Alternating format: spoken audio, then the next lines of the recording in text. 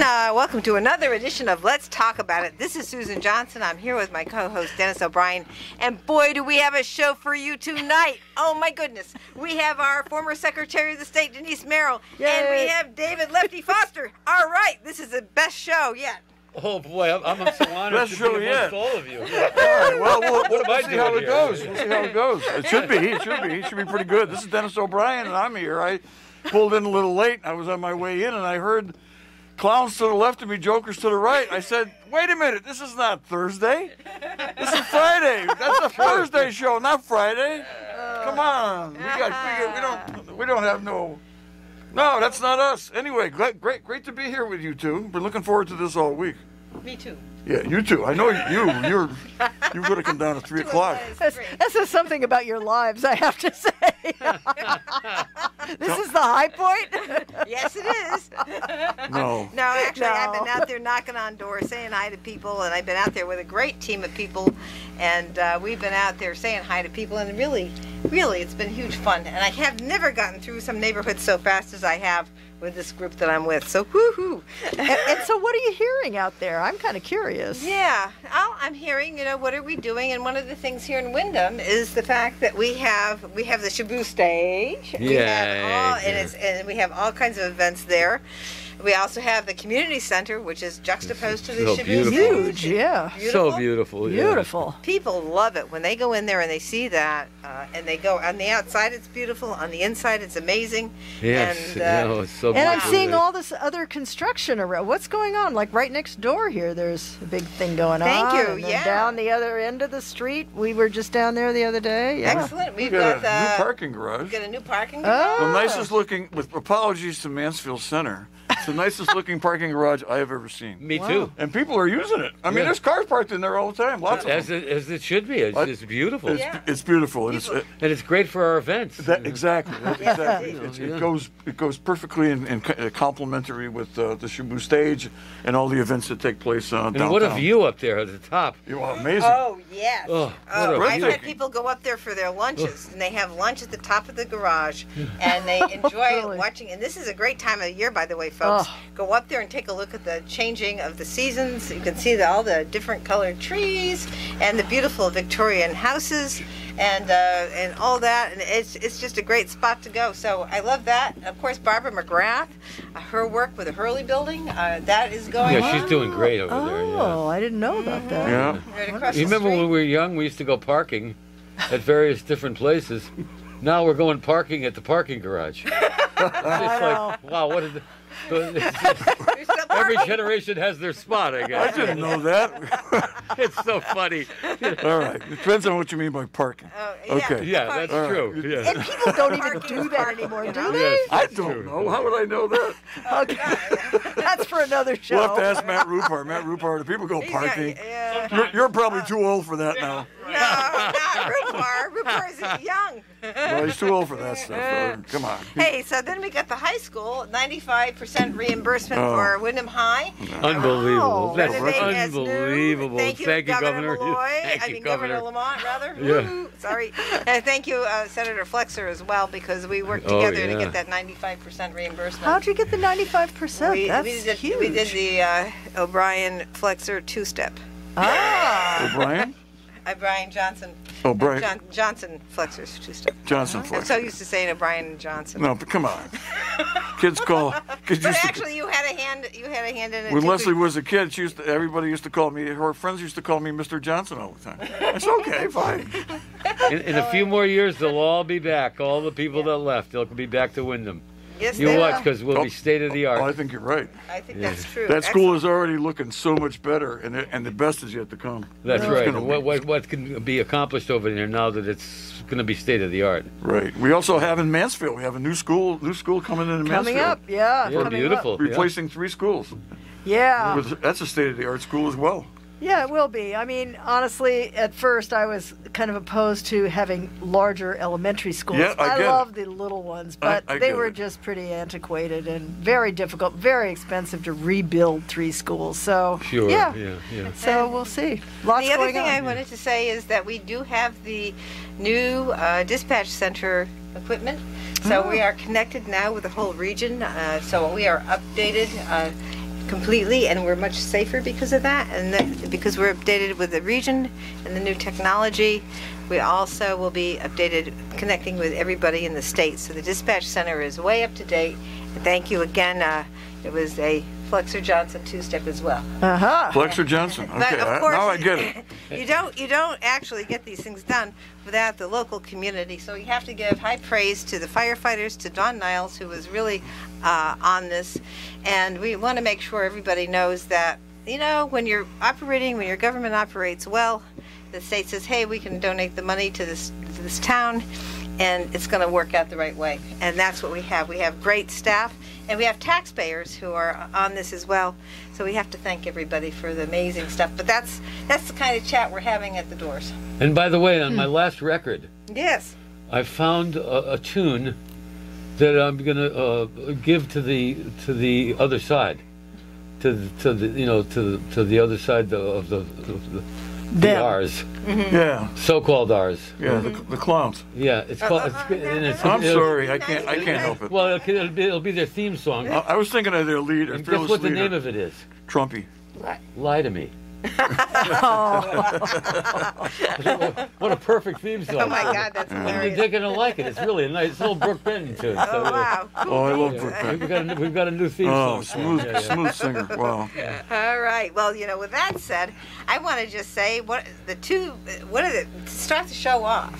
Our two guests today, have both been immersed in education. And one of the things that I want to say to David Foster is, wow, what a great thing you've done, and you're getting an award for it from the Connecticut Association of Schools for donating money to help with scholarships. I can't believe I won this award, and I can't believe I won it 8 years ago. That's what I really can't believe. But they kind of kept it. It was like Gary Moore was in charge of it. I've got a secret, and I got the letter was so precious from the lady that got the gift, and she put it in the closet and forgot about it. So it's got the letter where she profusely apologizes to me about it. So I said to her, look, there's various different times in the week where I forget where I parked the car. So it happens to the best of us. Not to worry, better late than never. And it's so nice because we get to recognize my dear friend Kevin Crosby again. Yes. Because that's what it's all about. God's already been great to me with my wife and the doctors and progress in my health. Yes, bravo. So I've already Yes. I've already gotten Very my happy gifts. about So I just want to honor people that that deserve honoring. And Kevin Crosby was right up there. He was mighty, as far He as was. helping anybody that needed help. And and he was challenged with the Chronicle in those years. He really couldn't afford it. He still did it.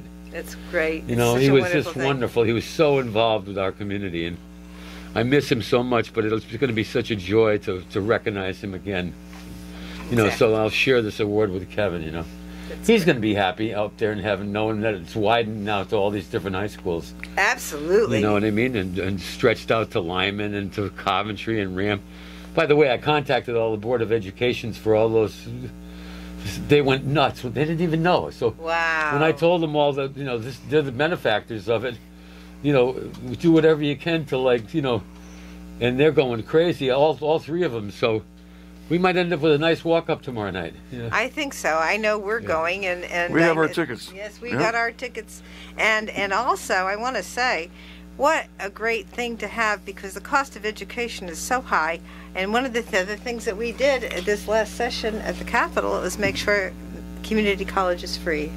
So Right. we have done that, and you have done a wonderful part by making sure the scholarships and the kids get scholarships all throughout here. And it includes all the technical schools as well for the trades and stuff like that. So I mean, it benefits everybody, And I'm so pleased that they're included in it. All the technical schools. So I mean, all the way to Andover, Marlborough, Columbia, Hebron. I mean, all these children are going to have a chance to get scholarships, and better their lives. As Lou Rawls used to say, mind is a terrible thing to waste. That's right. Exactly. So I mean, it's just like I feel the same way. It's like Let's talk about the concert okay, tomorrow. 3 p.m. and 8 p.m. at Yep. the Eastern Fine Arts Building. which That is such a beautiful hall. beautiful. Fantastic. It's That like is a Carnegie gorgeous Hall. It's so building. beautiful in there. You can hear a pin drop no matter what seat you're in, and the visual is just as intimate. I It mean, is amazing. I remember when you had Pat Metheny there. Yeah. I love Pat Metheny. I mean, I love the jazz guitar, and he's about the best there is. Right I have now. him on reserve for the 15th of June there. Is that right? Really? Wow. Yeah. Fantastic. Wow, good to know. We'll So, be buying so Pat those Metheny tickets. looked around, and he looked at you. You were seated to the right of him, and he said, "You know, I hope all of you folks out there realize how lucky you are to have a place like this in this town. Yeah. It is amazing that this this And it was just in time politically. They'll never see another one like it now. no Because it has everything you could. I mean, they have 2 Steinway Ds that are brand new, not one. Everything's double there. right. So I'm just saying, to think about it, they have the risers, they have this, they have no matter what you need, they've got it. Yeah. So I'm just saying, it's and then 3 theaters, one for, spoken words, one for plays. It doesn't. I mean, it's just an amazing, amazing facility. So we haven't mentioned yet on the air anyway, unless I missed something before I got here. Arturo Sandoval is going to be the headliner tomorrow, and also the Shibu All Stars are going to, or I don't know, those Shibu All Stars, right? Yeah, and Okay. I'm bringing the full band. You're bringing the full horns, band. everybody. Oh my the- God. All Okay. right. Yeah, Fabulous. it's going to be a beautiful aggregation. What a night. To open. I have to because You're I'm playing gonna with open. Arturo. Although Yeah. I'm already frightened enough. And by the way, a question you asked me many times, and Susan's asked me, and in various different interviews through the years about Shibu, is what was your favorite evening? Who was the best that you thought of all the acts that played there? And remember, I said there were so many good ones I can't put my finger on Right. it. But after 60 years of doing the business, including the Shibu years and everything, I made an announcement yesterday, and I'll reiterate it today, is that Arturo Sandoval is the finest musician I have ever seen. I used to do weeks of Miles Davis in my place. Yep. I've done everybody, I know that. I mean, it's just Right. like, when Doc Severinsen shows up to play in Dallas, for Arturo, and says to the audience, he goes, "Look, I'm famous because of Johnny Carson. This man's famous because he can play." He goes, I'm here tonight with Mr. Gillespie, with Dizzy Gillespie, to get some lessons. I mean, think about it. I mean, that's insane, right? That is, yeah, that's amazing. insane, That's wild. Just want to That's make sure really our wild. audience knows that this Arturo Sandoval will be here tomorrow. It's Saturday. What is it? The 14th? Today the 14th? No, it's the 15th. 15 tomorrow. Today's the 14th. Yeah, tomorrow. Okay, Tomorrow. Tomorrow, the 15th of October, at 3 p.m. And 8 2 p.m. shows, and at 8 p.m. And first act on will be the Shibu All Stars. Yeah. And we saw Arturo Sandoval here before. Yeah. You had him here the same year that Pat Metheny was here, among others. Yeah, and I opened to him that night. That's right, and he was just amazing. And I remember having a little chat with him after the show. He was sitting in one of those lounge chairs outside of the auditorium, and he was very friendly. And I can't wait. I can't wait to be there. I can't wait to see him. I mean, I was a big fan from way back of that group Ericari, the group he came from out of Cuba, with all Paquito de Rivera, Chucho Valdez, Oh, and wow, a whole yeah. number of big stars. Sure. And then he was on tour with another group in the U.S. when Dizzy Gillespie, I guess, helped him defect to the United States. And now he's a And how about citizen. Andy Garcia doing a movie on him while he's And alive? that's right, Andy Garcia, who was in the Godfather, The Godfather 3, I He believe. played him. Played him in a movie. I mean, that's how right. many people have a movie done on them when they're still alive? Tell me about this movie. I didn't know about that. Oh, What? it's a great movie. What's the name of it? Well, it's the Arturo Sandoval story. I think so. Andy Story of Garcia's- Check it out on the internet. He plays Arturo, Yes, he does. Andy Garcia. and it's Wow. just fantastic. It's a great movie. Yeah. And then, of course, you got the Medal of Freedom. I mean, You got the Medal Yes. of Freedom I mean I that's know like about that, yeah. that's huge. from you know. Obama. That's amazing. Yeah, that's Yeah. huge. I mean, It really and then is. 10 Grammys, 6 Billboard Awards. That's amazing. I mean, it's just like. and he's going to be here tomorrow. Amazing. Two And he, shows. and he know. plays piano as well as he plays the trumpet. Exactly. That's amazing. 3 He's a p.m. and 8 p.m., virtuoso in folks. multiple instruments You can buy tickets online, or you can buy them at the door. at the door. And well, you know what we said to folks on John Tewitt's show this morning is, look, we've got a couple hundred seats. It looks like for each evening, So just come if whatever donation you can make. If you're challenged for money because of the heat and the oil, and you're freaking out because you're hearing every night on the news that this went up and that went up and this went up, and you're already starting to make your cuts to make sure you can have your oil and be warm this winter. We understand.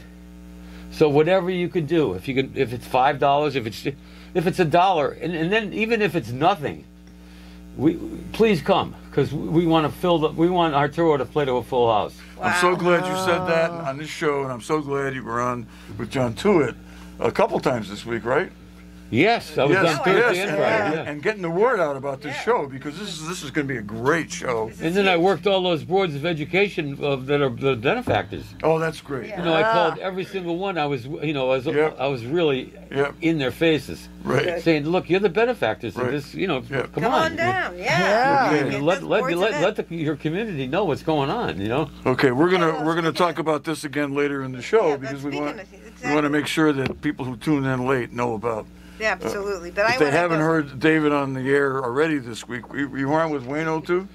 No, I wasn't on with Wayno. You weren't on with because Wayno. he's going to be away doing the games. Yeah. He's going to be at Ball State tomorrow. Yeah. He's already. I got a text from him. He was on the bus. So we want to talk about the other aspect of this. We want to the talk other about education. Denise. Yes, it's your Denise. turn. Well, Denise, and I want to just say thank you so much for being here, Denise. And I want to first of all recognize, because I'm on the education committee since I was at the Capitol in 2009, and so we are still so appreciative of the fact that you created the requirement that we have civics education requirement in high school. So I just wanted to have you. This was one of the things that is really, really necessary today. We should try and figure out a way to make it more than a quarter of a credit, but it should be expanded, because I think that it's really important for our students to understand their government. It's never been more important than it is today, and I had no way of knowing that I think it was 2013 where it first went into place, but it was because honestly, civics had sort of disappeared from the curriculum. Kids weren't learning about their government anymore because there was such an emphasis on reading and writing and arithmetic, so to speak, and it just kind of fell out of favor. And so we put that in place. It's actually half a credit in high school. You have to take half a year, 1/2 year credit in civics to graduate from a Connecticut high school. But so different schools do different things, because that's how we are in Connecticut. 169 towns, probably 170 schools, and so anyway, or more. Some regional ones, but anyway. Yeah, and so they're all out there, but they're doing it. And then along came 2016, the election of 2016, and we had developed a curriculum for people to know about how to vote, right, in Connecticut. Short little thing. And I had worked a lot with the social studies, the Council on Social Studies, and a lot of the teachers around the state. And we started hearing that teachers were not going to teach about the election that year. Really? Shocking, honestly, because most of the time in a presidential year, that's the core thing they're teaching the kids about. They bring in election machines, they bring the registrars in. It's like part of citizenship in a way. So great. And they were telling us they were scared to teach about it because already in 2016, we've forgotten this now, the country was starting to divide to the point where the parents would be upset. Really? No matter what they taught, because they thought, they'd get criticism from one side or another depending on what they were teaching. And I remember talking to the guy who's the social studies consultant at the state and saying, that can't be true. Right. Right? I mean, right. But it was. Well, and, local control. Well, you can't blame the teachers either, because they were in the middle of it. Yeah. They're in the middle of it. And then that was before all this explosion that's happened since then with critical race theory and whose history are we teaching, and so it's really God, I don't know how we get out of this mess, honestly. People have such different views of what this country is all about, and Just keep doing what you're doing, Denise, and we all do what we do, and love will always beat hate. Yeah, I love that. It'll always win in the end. You got to believe that in the end. It's going to win. Well, one of the reasons, and so following up on that, I mean, I, of course, went off into election land. I've been Secretary of State now for almost 12 years. I recently resigned. And so I sort of lost track of all that, except now in my retirement, which is kind of funny, if you know me. I don't believe you're retired. I have volunteered to chair the commission on the 250th anniversary of the country. Every state is going to have a commission to celebrate, and I like to say revisit that history of the Revolutionary War and the founding of the country. And maybe this time we can bring in a few more people in. And it's going to be controversial, and that's why I volunteered. Well, thank you for that. I love that. Just keep the helmet on, Denise. Keep the helmet on. Let's go at it. Yeah. I just want to say that when we first met, we were arranging that birthday party for Dennis and Jack Fitzy. Jack Fitzy, Yeah, Wow. and that was a few years ago. And let's just say, and I know you were in the Board of Education in Mansfield, and you said you wanted to be Secretary of the State. And I'm thinking, wow, she's in the Board of Education, she's going to be the Secretary of the State. Then the next thing I know, leap. next thing I know, Quite a step up. I see you on CTN, and you're the chairman of the Appropriations Committee in the that was legislature. fun. And That was fun. And then I run for the legislature. Yeah. And you are, you're the majority leader, and then the next thing I know, you're the Secretary of the State. So I just want to say, what an amazing career! What wonderful a climb! Yeah. Wow. Yeah. That was very, very impressive. Well, and you know what? If deserving, she yeah. stayed in the legislature another year or two, she would have been the Speaker of the House. she would have Oh, been. I know. That's right. People are still annoyed that I didn't do Well, that to I some was- degree. I know you're one of them. You know, it's so great to have you as Secretary of the State, but wow. Yeah, you couldn't have you know, cloned yourself, huh? I'm not going to You go any too? further than that with it. But to have a Speaker of the House from Mansfield, wow.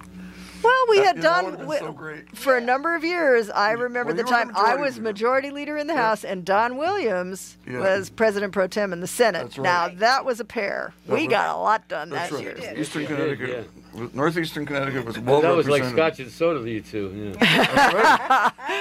That's And right. Excellent. And I was thinking when you were talking about the Fine Arts Building, I mean, that's a perfect example of what I think was the signal accomplishment of the years that we spent rebuilding all of higher education, not just Eastern, but Eastern, Yukon, That's right. the whole Central Yukon, everywhere, yeah. Central, Southern, Southern, all of them, everywhere, and the everywhere. community colleges. I mean, it was an enormous investment, and I think it has Connecticut paid off. College, Yeah, I mean, we made a huge investment in higher education in this state, and I think it has paid off. Oh, Yeah, it definitely it has. always does. Yeah. And we're we, gonna- we love you for it, Denise. We really do. We It was- revere you. You know what I mean? Yeah, I mean, obviously, I did not do it alone. Speaking of speakers, Tom Ritter, I mean, if he had not, I'll never forget when I walked in his office, I was a freshman legislator, so it must have been like 93, 1994, and the the Yukon Library was falling down. People, that was my first job. Everybody looked at me and said, "What are you going to do about this?" The bricks were falling off the outside. that, yeah. They wrapped it in plastic, and of course, students, being students, immediately came up with the nickname of the condom. Oh yeah, I still have a picture of me in front of the condom, looking very sad, and I was using that to try to convince the legislature and the Speaker of the House, Tom Ritter, that they needed to give me $6 million to fix this library. So, and I'm a lowly freshman, I don't know what I'm supposed to do about this or how to do it. So I marched into his office, and he's like, "How are you?" And I said, "Oh, Mr. Speaker, I need this thing for my district. I'm a freshman. I've got to, come home with the bacon. And we have this library that's falling down." And I said, "I know it's a lot of money, but I need $6 million to fix the library." And he looks at me, he says, "Really? $6 million? We're not going to fix the library." I said, "You're not?" So he says, "No, we're going to make this the year of Yukon. This is going to be the biggest project this state has ever seen because we're going to fix that campus." That's what led to right. Yukon 2000. That's exactly it all right. Came, I didn't like know that- it all came about because the library looked like it was covered by a condom.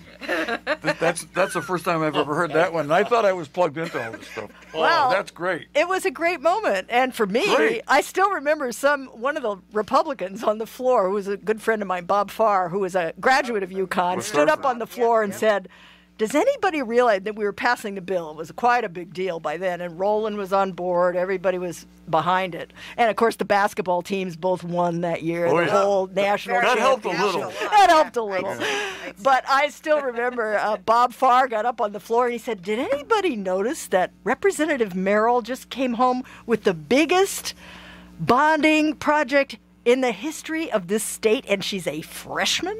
Yeah. It made me. I mean, that was it. I was done after that.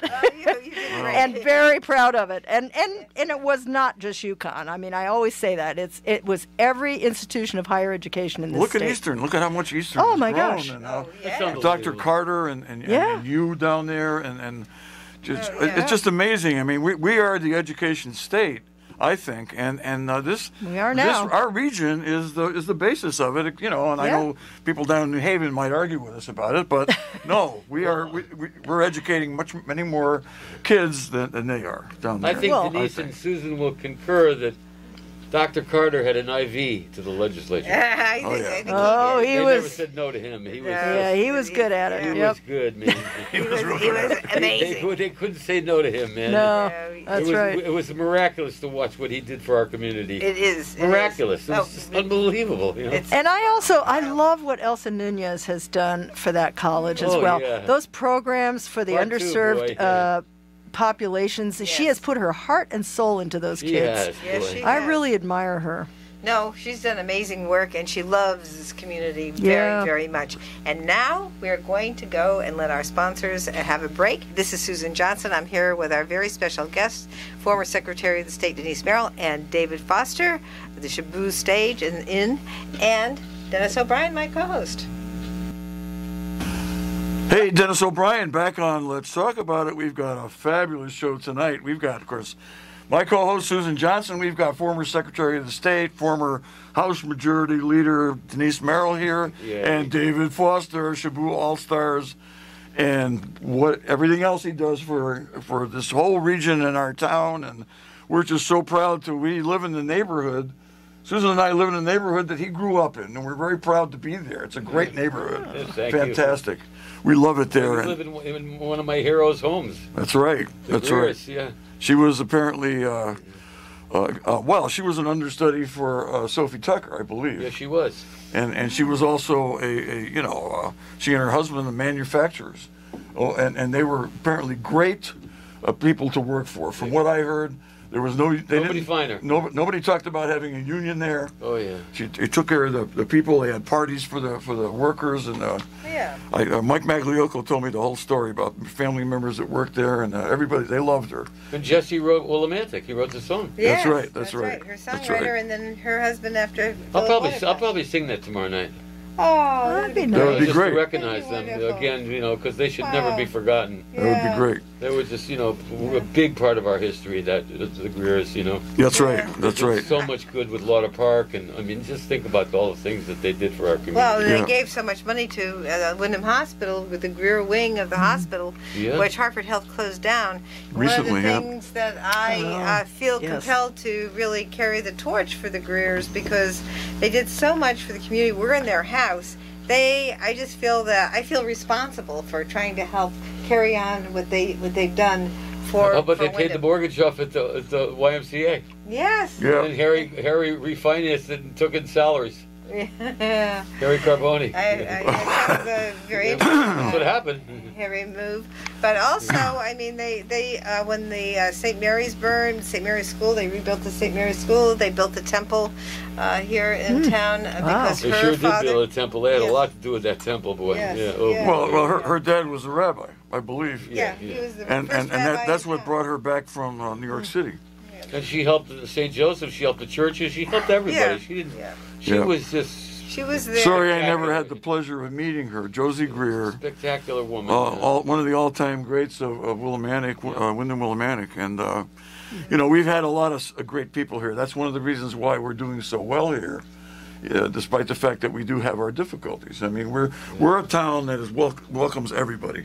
Anybody can come here and be very welcomed, and not every place is like that. Oh, no, of course it's and not. so we are, that's what I like about this. I grew up in New Britain. This is a lot like New Britain, It's a smaller version of New Britain, but Yep. I mean, I just love it here. It's fantastic, and I'm so glad I got to move here with Susan in 1974, and to enjoy the great benefits of living in this town and this region. Fantastic. I got a chance to work with the town of Mansfield for 14 years as their town attorney. That's right. And that was the second best job I ever had. The best job was being the judge of probate, because I liked being the judge because it was only me. And nobody else had anything, I took in the evidence and I made the decision. I didn't have to consult with, in the legislature, it's 150 other people. So I like that a lot. Anyway, I want to remind everybody before we go on, tomorrow at the Eastern Fine Arts Building up on High Street, Right. we're going to have 2 concerts at 3 o'clock and 3 p.m. and 8 p.m. And it's going to be the same show. We're going to have the Well, actually, I'm going to play different stuff for my sets, so that if people want to see both shows, like say you go in the afternoon, you'd like to return Okay. for the evening, I'm going to play some different stuff for the night show, and I'm sure Arturo will do the same thing. He's, one of the nice things about being old is a million songs. You know what I'm saying? It's sort of like you play Stump the Band with the band, It's great. So we'll keep it fresh, no matter if you can do both shows. So Wonderful. yeah. Well, I was running around the house this afternoon just singing one of the more obscure Bob Dylan songs, and I'm a big Bob Dylan fan, and I'm really, you don't have to have a lot of range in your voice to sing Bob Dylan. That's for sure. You could actually handle him quite nicely. One time, you don't remember this probably, but we ran into David at a local breakfast place, and I auditioned for him, and he told me I shouldn't quit my day job. Fine. All right, enough of that. Okay. I want to Enough of talk that to Denise, to our former Secretary of State, Denise Merrill, who has worked tirelessly right. on the ballot question on the Constitution. And I want you to go into some detail about where we are. And I know we had some conversations during last session about how we changed the statute at the Capitol. That's right. So that you can vote just like you did last time. And so if you have feelings about being concerned about your health, if you have feelings about COVID, you now can get an absentee application and then a ballot. But first, make sure you're registered to vote. Go ahead, Secretary of the State, former Secretary of State, Denise. This is my thing, yep. Yes, indeed.